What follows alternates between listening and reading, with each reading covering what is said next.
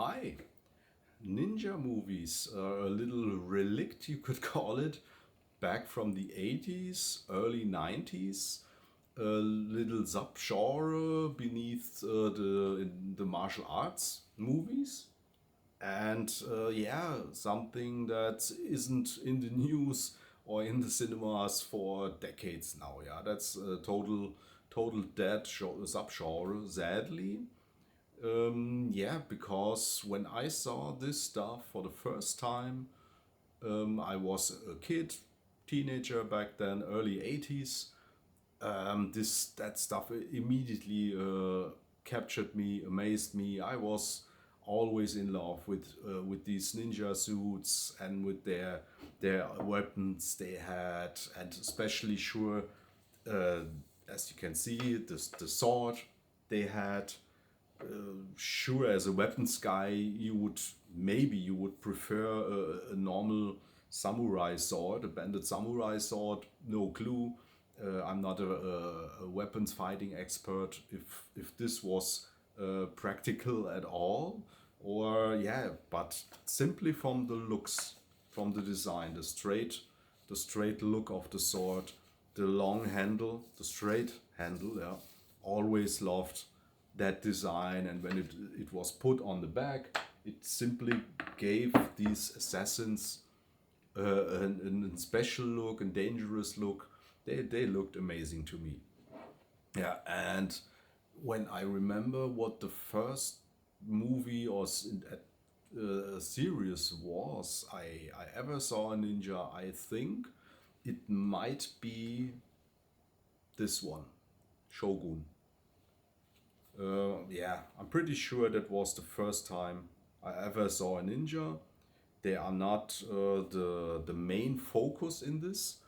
That's the one with Richard Chamberlain and with the absolutely amazing Mifune.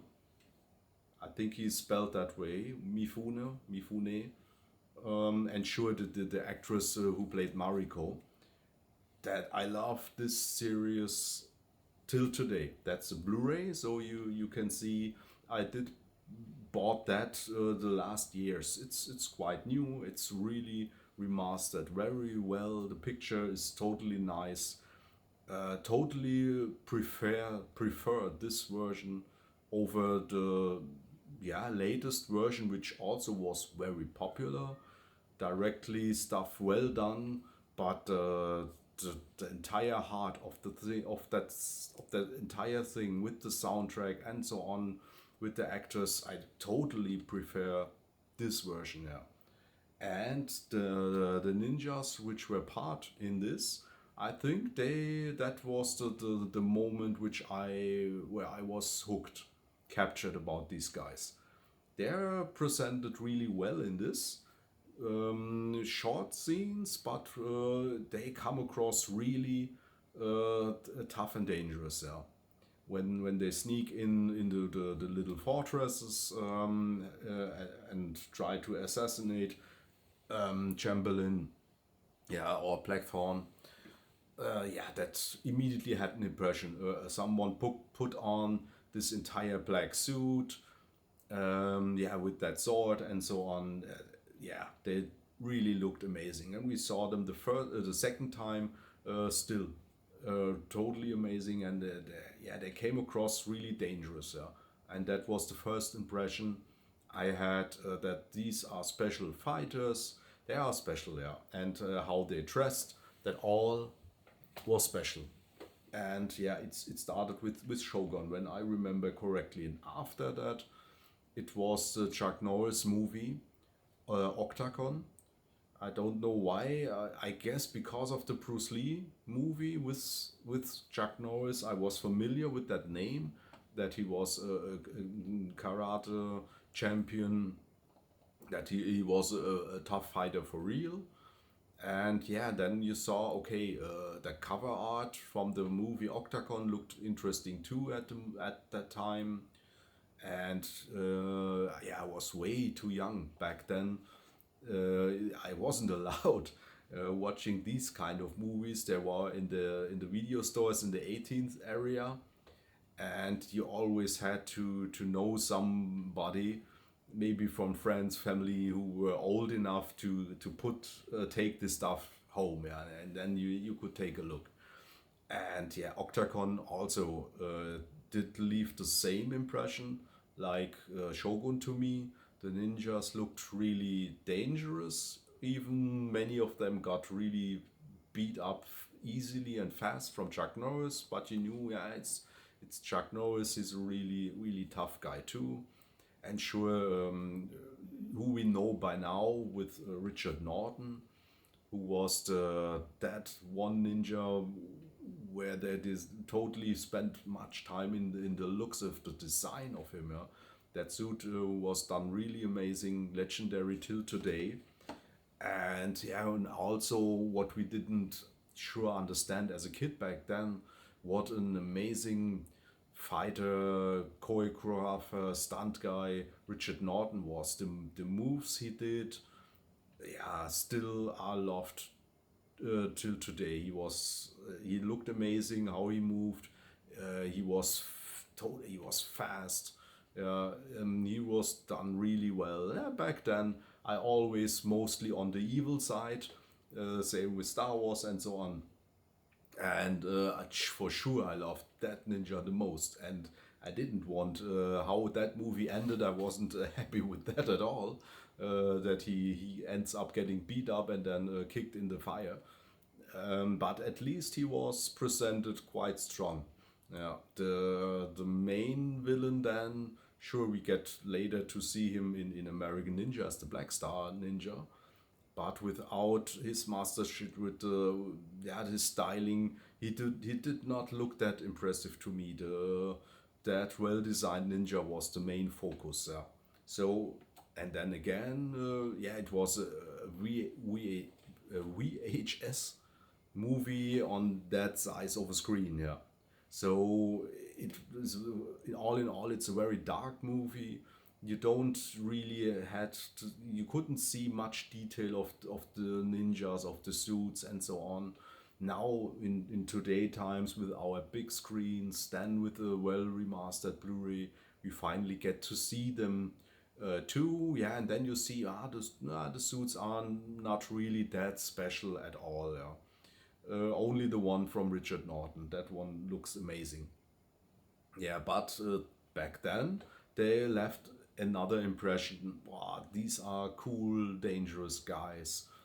Where a normal guy would not mess with them. Yeah, and I think the next one, then back then, for me was Ninja in the Dragon's Den. In Germany, it was called Ninja Commando. uh, at that time quite successful. I might think because it was a really well done mix up of martial arts and comedy. We in Germany were really blessed with great synchronization.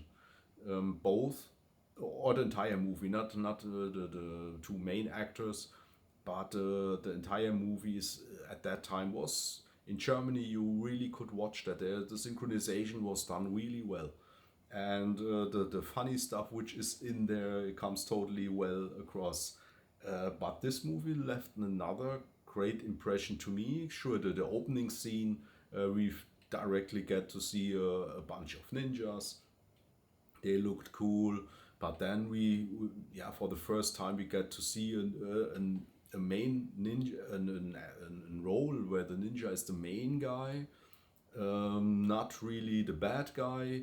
He is a mix. You don't know if he is evil or not. Yeah, but you get to see him also without a mask. And Hiroki Sanada, yeah, totally was a really cool looking guy without the mask. And that was important to me.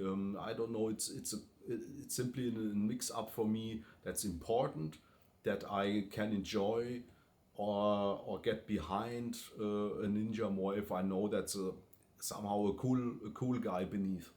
And for sure, Zanada at the time, I guess he was 20 or so. Yeah. He looked totally amazing back then. That his fighting style, yeah, was fascinating with the main actor. I don't know how much cuts they needed in these fights, but they looked really real. How they did this great choreography.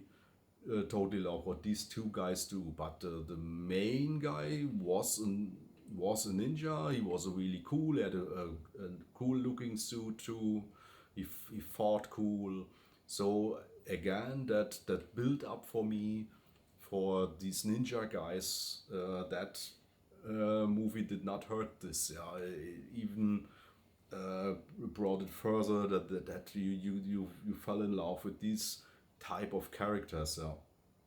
And Sanada, sure, he played Toranaga in the newer version of Shogun, which was amazing to see. That yeah, the guy you knew as a kid, yeah, now 30 years later is a part of that and an important, well done remake. Also was fascinated to see him in the Last Samurai back then. Immediately knew who he was, and then yeah, the one from Ninja in the Dragon's Den is now playing with Tom Cruise in that well done Last Samurai. Yeah, so Sanada is a special guy, and till today he's my most favorite ninja guy, where we actually get to see under the mask. Yeah. For sure, I guess for most of the ninja martial arts loving guys, Shoko Shogi is the most beloved, and sure, I can totally understand that. His facial expression during a fight and so on, he simply does it really well. It's always is looking totally real. He's totally into that. Yeah, that everything is fitting. Yeah, he's putting the ninja stuff really well on, the poses he does with the weapons and so on. He's the total, yeah, I would say to me he's on second after Sanada, but only I would say because he's looking more like a grown up guy, and Sanada more like a young lion. I would call it like this. Yeah, but they are both amazing, and yeah, the first time I saw him, Koshugi was sure in the Domination. Yeah, Ninja the Domination, part three. At that time, I wasn't aware of part one and two. That I saw them later, but I first from these three movies I saw this one back then. I remember that quite well because the evil ninja suit, as a ninja loving suit maniac, as I call me, that suit from the evil ninja here, that green brown suit, yeah, more green.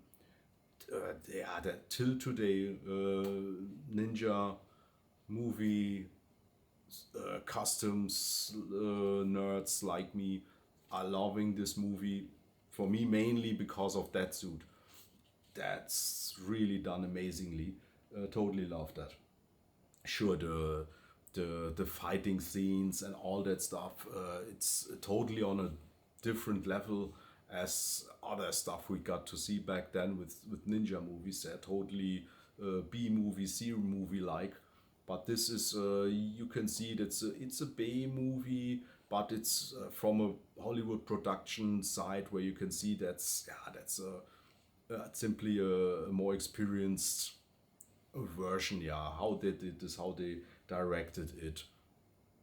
And yeah, we first get to see a movie from Sam Fist, or I from Sam Fistenberg. Yeah, and I liked it. That's a Blu-ray, so you can see. I I often upgrade this stuff when they release a real good new remaster. Always in the hope getting to catch a little bit more details on these great suits. Yeah. But this version, I think that might be the last one I would buy. That's well done, and we get enough details of the evil ninja suit. Yeah, yeah, fighting scenes and all that stuff, all really done well. Yeah, totally happy with that. But the main series I want to talk, or I wanted to do that little video, is for sure the American Ninja series. For me, like, this collection is 1 to 4. I don't I don't even consider part 5 part of this.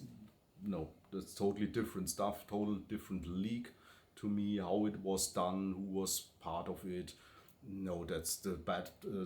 Part 5 is really bad movie for me. So I'm totally happy with 1 to 4. Yeah, and what we, yeah, that was started with Sam Firstenberg in the first two American Ninja movies, and even in the first movie, you immediately could see that's another production level we got there compared to so much really trash ninja movie stuff.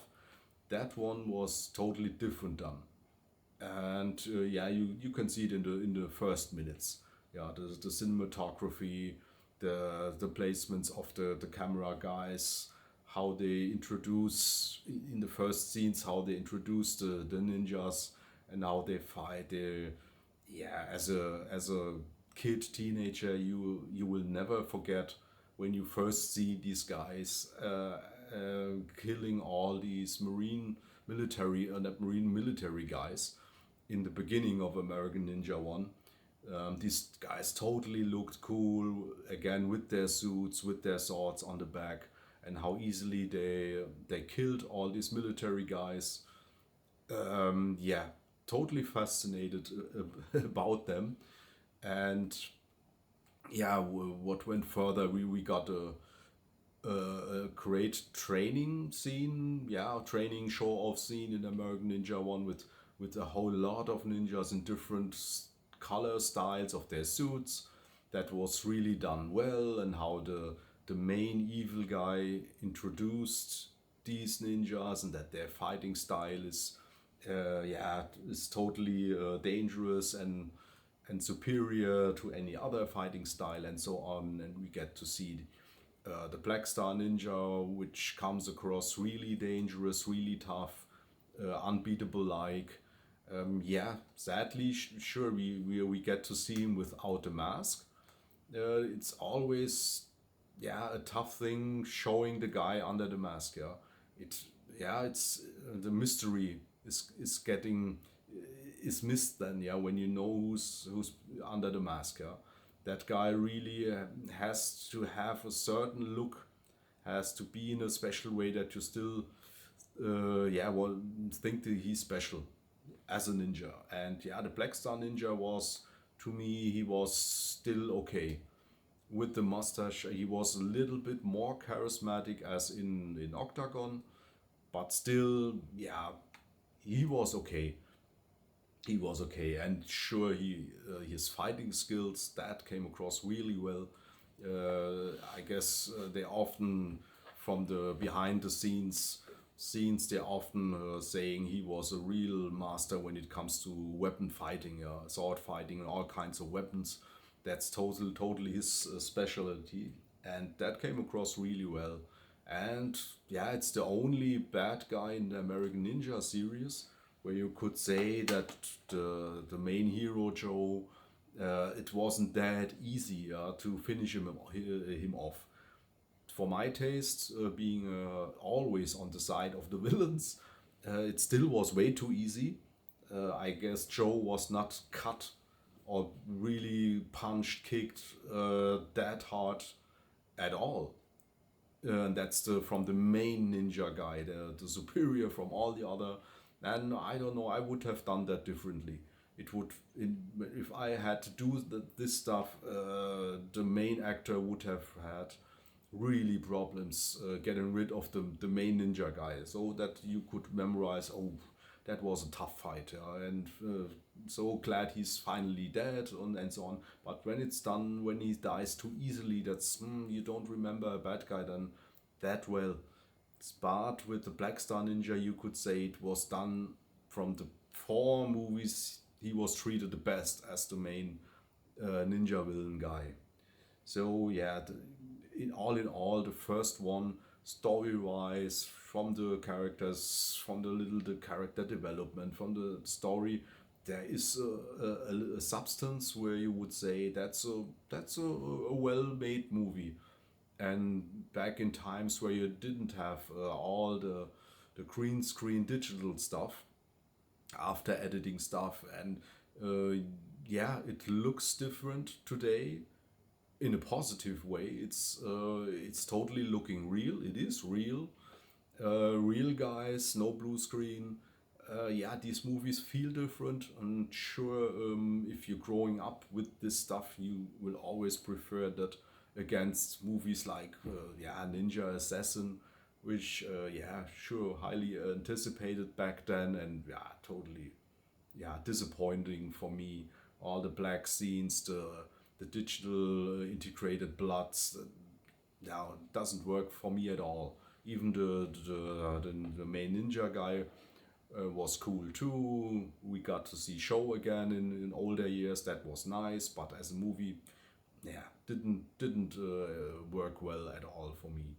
So the American Ninja series is different, and yeah, what makes this project special, better, different, the more you get into this project, and the people behind the camera, or who built all this up, then this stuff is getting really interesting. Yeah, then you know that yeah, Mike Stone, which later then was the main ninja villain in American Ninja 2, that he, from the beginning, he was a big driver of that entire little series. Yeah, that he really brought much from the looks, from the fighting styles, from the choreography.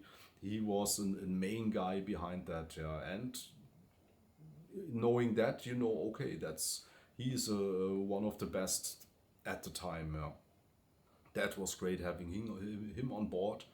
Yeah, and from American Ninja 2, no, I will stay with one first.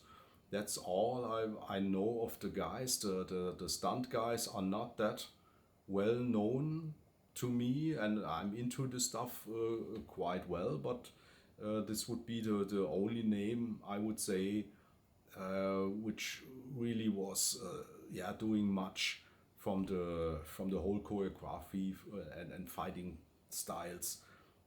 But when we get to American Ninja 2, yeah, then sure, we lose a little bit in story and so on. It's, yeah, it's even a little bit more of a funny movie, if you can call that. There are some funny scenes in there, mainly with Jackson, Steve James, and the entire character was kept from that first part. He really did his job really well, and he did work. He had great chemistry with Michael Dudikoff. So I guess they thought, bring him in for American Ninja 2 again. Uh, it will work, yeah, and it did. Yeah. But in American Ninja 2, yeah, the main thing that was mostly till today important for me was never the story, was never character development or anything like this. It was always the scene where I first saw American Ninja 2 was on that size of a screen back then, already in color and VHS.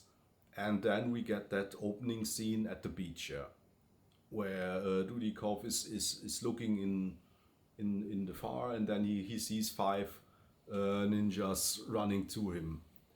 I still remember that scene till today, and how yeah, what I immediately thought. Yeah, so wow, these guys look totally amazing in this suit. Yeah, that's a replica suit from that American Ninja 2 version. Yeah, it's almost the same. The real nerdy ninja suit guys know that's American Ninja 2 because of the sleeves and how this is done here.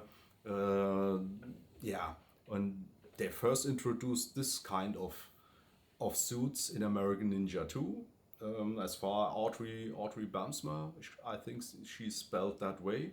She is mainly was the driving force of that design. Yeah, you can only wow.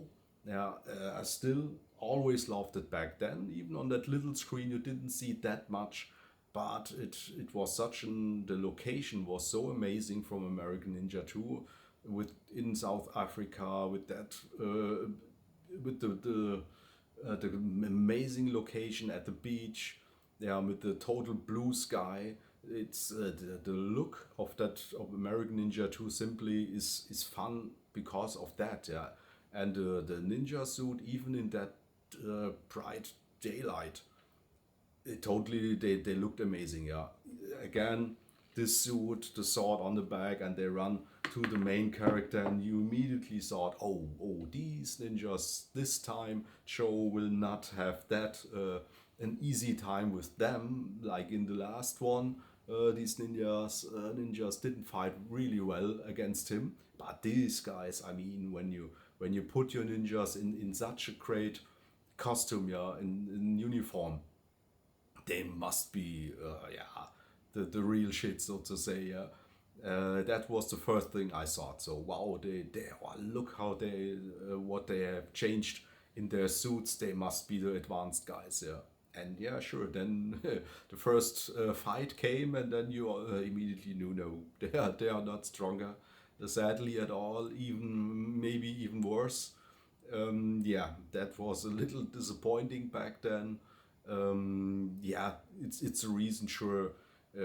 How could you do that different? Yeah, if Joe would have much more difficulties against one, mm, yeah, how many could you have shown then? Yeah, in such a sequence of fight. Yeah, three ninjas maybe.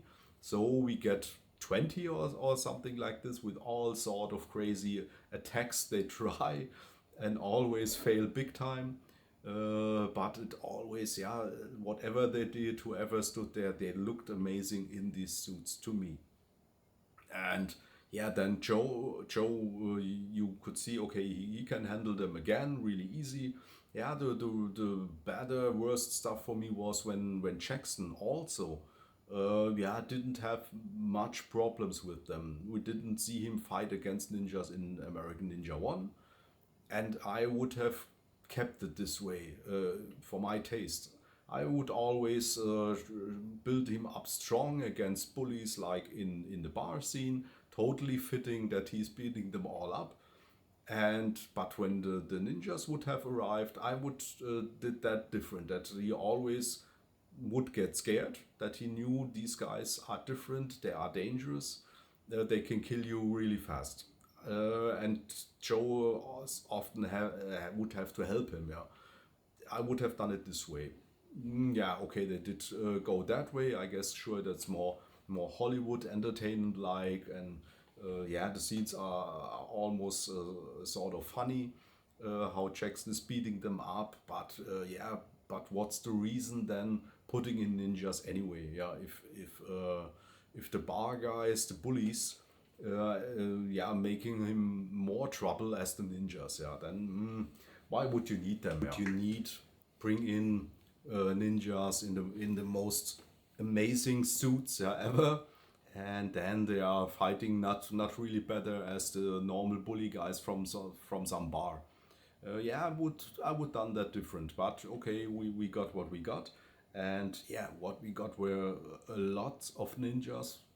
What was cool for us then too, yeah, because of Sam and Cedric Sandstrom from part 3 and 4.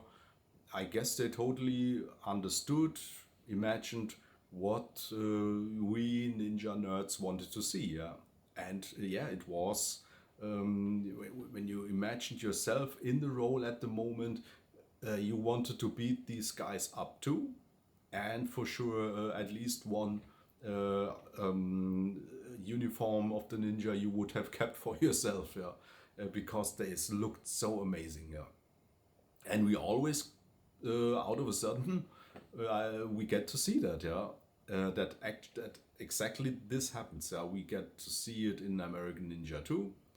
where Joe and Alicia are entering the building, and yeah, to be unrecognizable on with all the others.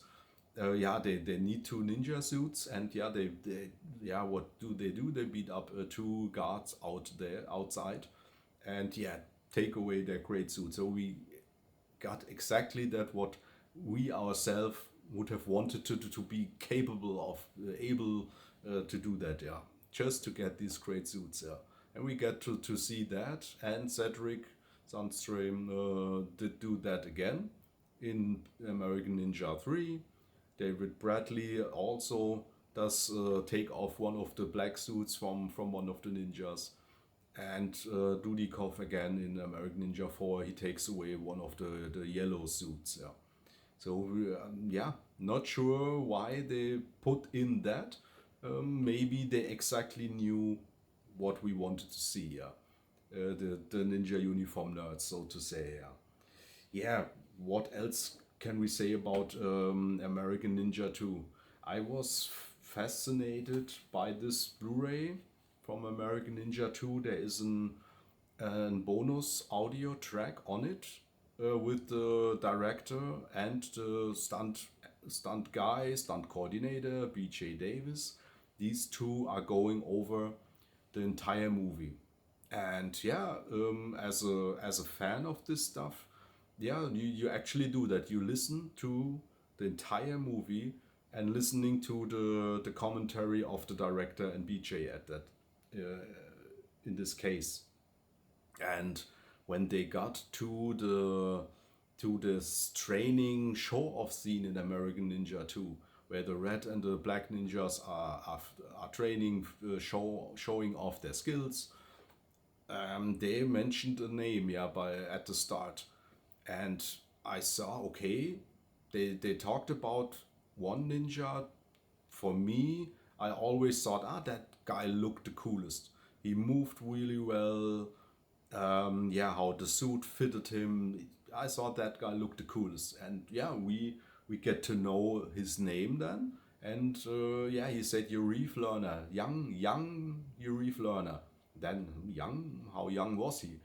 And then yeah, 14, 15 at that, not older than that. Okay, wow, he was not that much older as myself back then.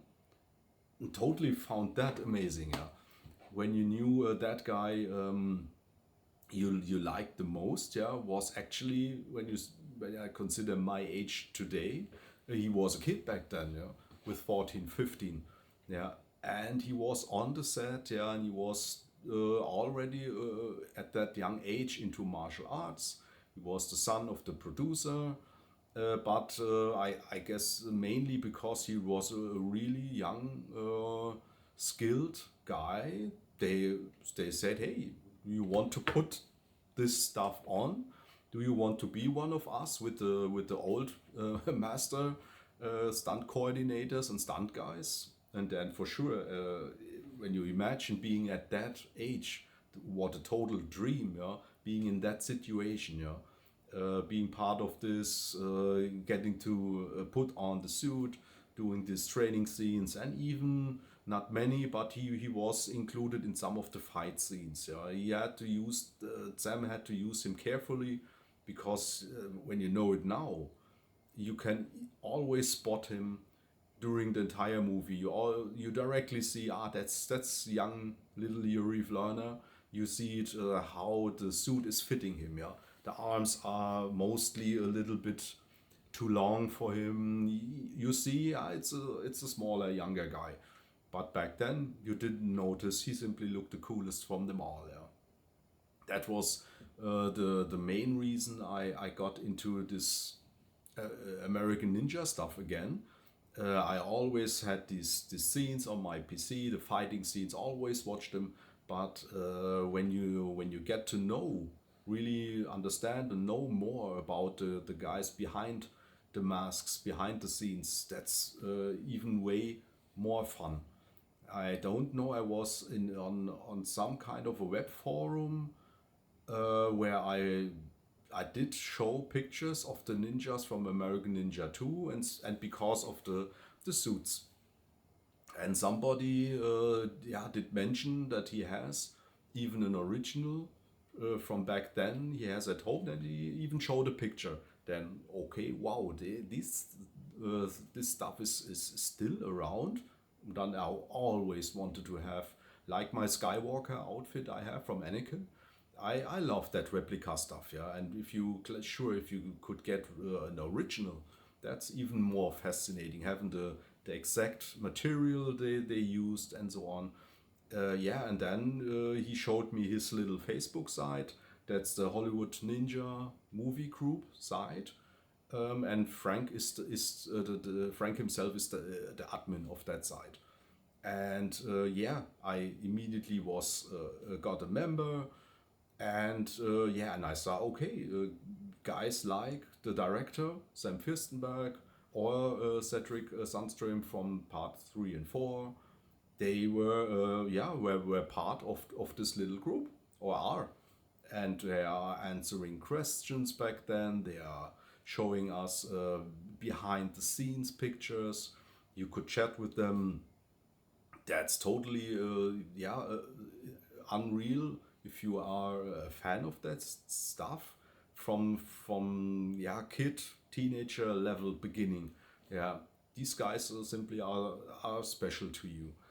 And yeah, that's you can be I'm really much big time thankful having the chance to talk to some of the guys you always found very interesting behind the mask. You didn't know who is who, but you always, I guess, because of the fighting style, how the body shape style, how the suit looked, you always had your favorites. And the deeper you go into stuff, you can recognize who is who. And now, sure, you know, and that's why American Ninja 2 is that special, because for me, you have so many names by now. Who is behind the mask here? Sure, we got Ed Anders as an stunt ninja, as an stunt double for Dudikoff himself, stunt coordinator, trainer. He did train often and much with Yuri Flerner. Sure, then we got Mike Stone himself as, yeah, I guess the boss of that area, of that field, who is getting used when, or which moves are going to get used. He's really a creative guy when it comes to this stuff. Yeah. And sure, another important guy, but more in part 3 and 4, Thomas Witt, also was already in part 2. Also a guy which often I can recognize by now because of his body shape back then. He has exactly the great waist. The belt is always looking really well. The suit is fitting him really well from his size. Always he's looking amazing. But he was more often used in part 3 and 4. Yeah, Cedric often said he simply loved to use him. He was fantastic. And sure, we had Mike Stone at Enders, BJ Davis, who was coordinating, but also did many of the risky, heavy, dangerous action scenes or stunt doubling stuff. We also have Ralph Atkinson, but now he's from part 3. Sorry, he's not in part 2. But with the those who we already mentioned, and you're always now knowing these guys, and especially chatting with them, yeah, over Facebook Messenger. That's totally, you could say, surreal. So surreal, talking, chatting with these guys you watched almost 35 years back then when you were a child, and there were special guys where you knew these guys were the coolest. And in modern days, you can, yeah, you can chat with these people, and all of them are always really nice. Had long chats with Ed Anders. He's always willing to share what he still remembers about that time. Sure, for us, we watch these movies like with a microscope, yeah.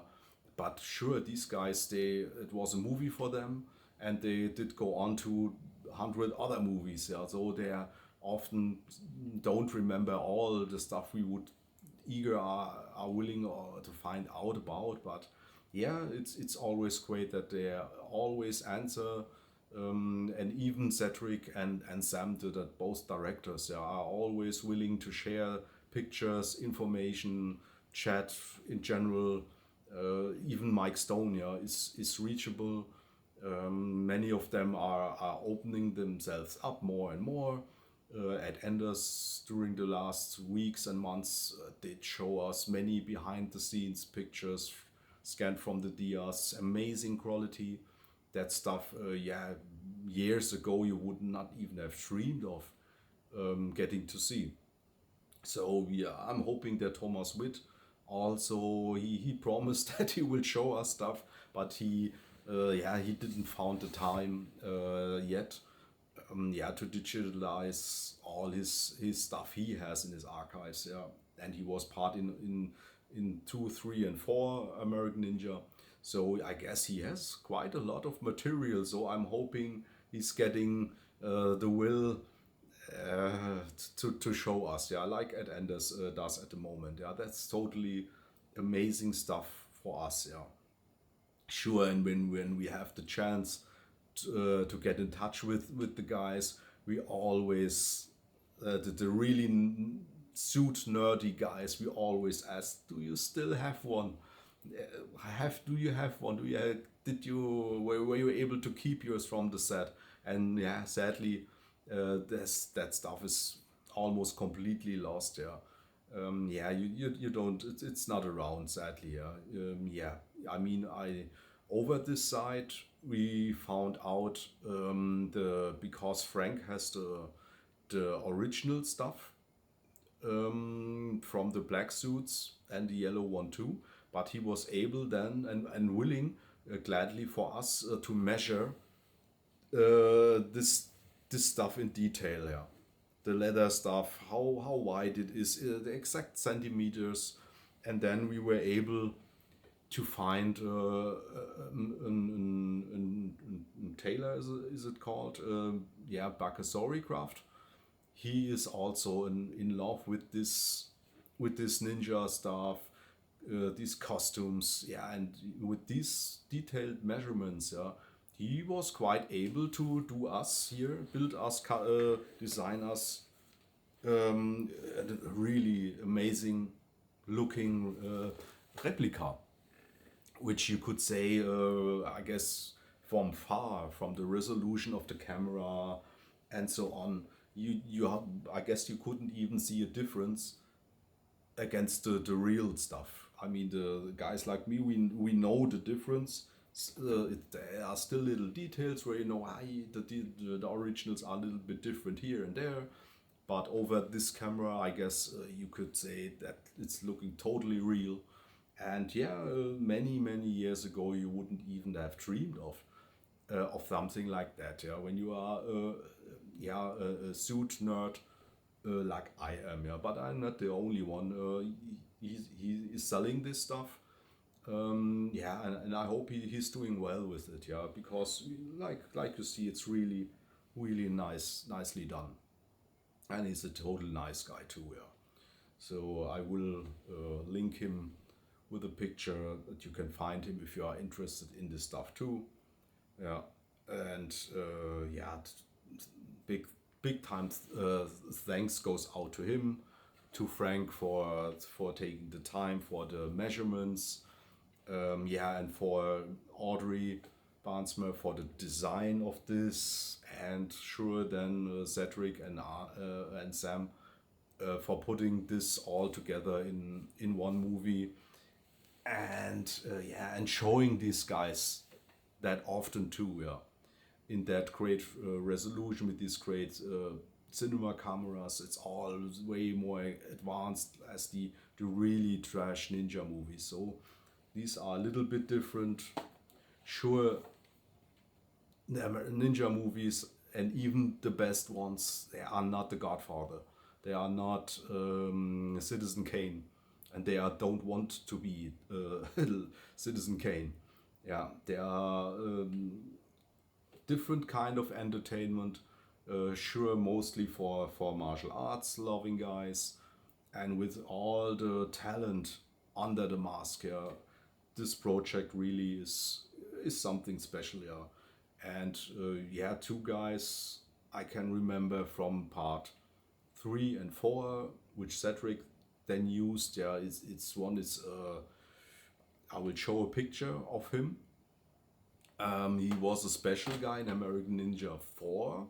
There was a little elite group who are fighting with David Bradley, and one of them, in the end, when almost all were beaten down, yeah, is beating David Bradley then with his I don't know how you spell it, with his spitting thing, yeah. And that guy always, yeah, looked some kind of hideous, dangerous. He looked cool back then, yeah.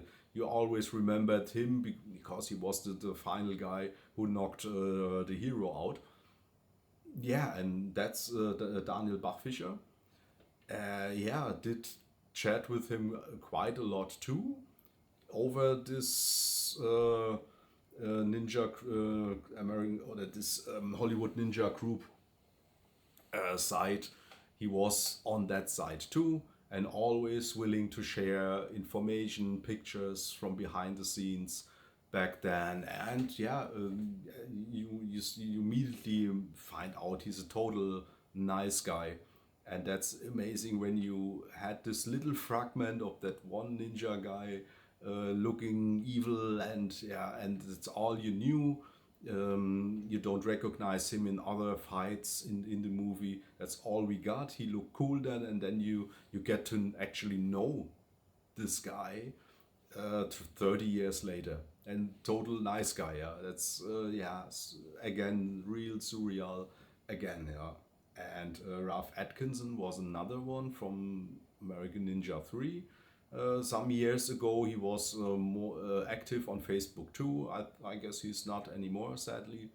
Yeah, did write with him also. Yeah, he did share with us some pictures too. Also amazing when you found out whom he was, and then yeah, that's always was one of the guys who looked really cool in the suit. Yeah, like with Thomas Witt, you always could recognize them because of their shape they were in, yeah, back then. Yeah, so a lot of names, which yeah makes this entire project a little bit more special to one. Yeah, if you know that stuff, yeah, story wise and all this character development, that's not the focus of movies like this. Yeah, and what they are, that's for us who love this ninja stuff, is more than enough, and more we could wish for, because nobody else did that before in that way, and till today, nothing again. Yeah, the base for me getting into these movies is the ninja suit, and I never ever saw anything quite like it was done in American Ninja 1 or more 2 to 4, when they introduced this kind of, yeah, with this topping here. Yeah, much of this stuff, when you actually look in detail the design of from Anakin Skywalker in Star Wars, he is also, that's designed the same. Yeah, he has completely dark brown leather. Yeah, but all in all, with this, it simply looks special. Yeah, way better to me as in American Ninja 1 or any other ninja movies, with the exception of the Ninja Domination. That suit was totally killer too. That's on the level of this one. Yeah, but no clue how Audrey did this. Yeah, how she thought about this. I mean, the sleeves are wide, but not as wide as a classical kimono. Yeah, I guess with the kimono it would have been that wide. No, it's different. It's exactly as much for my taste as it needs to be. Yeah, that's you always see it when no matter how the arm is, the sleeve always looks amazing.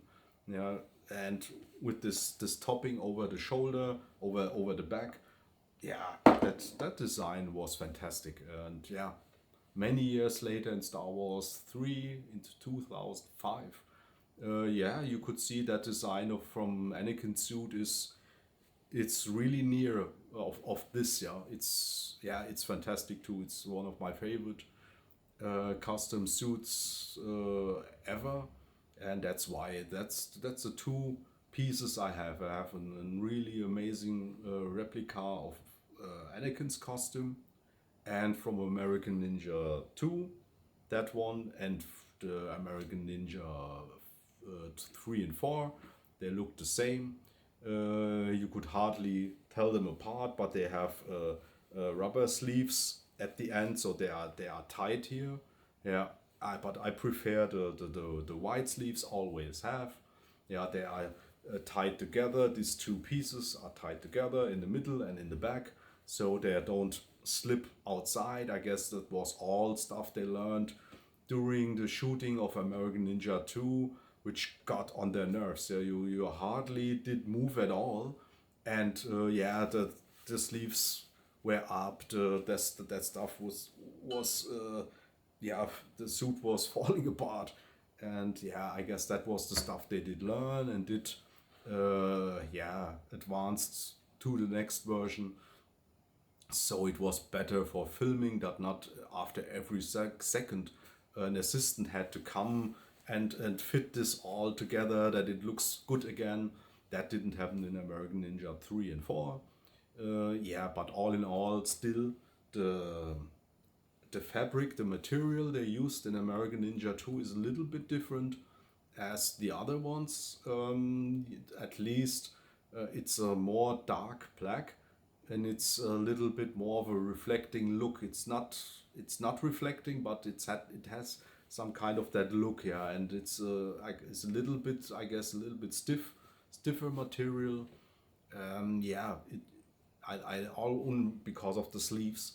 I always liked American Ninja 2 suits the most, and that's why that movie is the most, if you could call it, special to me. Yeah. The location, as I said before, is so amazing. Everything looks great with under a blue sky. Yeah, the location there in South Africa, the entire stunt guys who were part of this, and then these amazing suits. That's all I needed from that movie, and that's all we got. Yeah, that's I'm totally happy with that. Yeah, but till today, I have not come across anything quite like this. And so hats off to Sam and Cedric for doing what they did back then. Yeah, we can really be happy having Frank's side, and that Bakasori did that to us, and that we can have a little platform where we can communicate with all these great people back then, and pulling out input, little infos they still do remember. Yeah, that's the great stuff about yeah, these modern platforms. As much bad they do to society, but they also have as with this, I'm happy, could be more happy to have this kind of software platforms like we can do with Facebook and so on. Yeah, so yeah, that's all I wanted to say about that. Sure, you could expand this subject, ninja movies, way more, way before Hollywood captured it. But I wanted to stay mainly focused on American Ninja, um, maybe or mostly because of the amazing suits. That's the main reason I wanted to do this. So yeah, I hope this was somehow interesting to you and you enjoyed it, and maybe you check the entire channel. I do normally do different stuff. I'm mainly focused on vinyl records, vinyl collecting, create music albums. But I often talk about movies too. And yeah, this time I wanted to do American Ninja and especially American Ninja 2. So have a nice Sunday. Bye.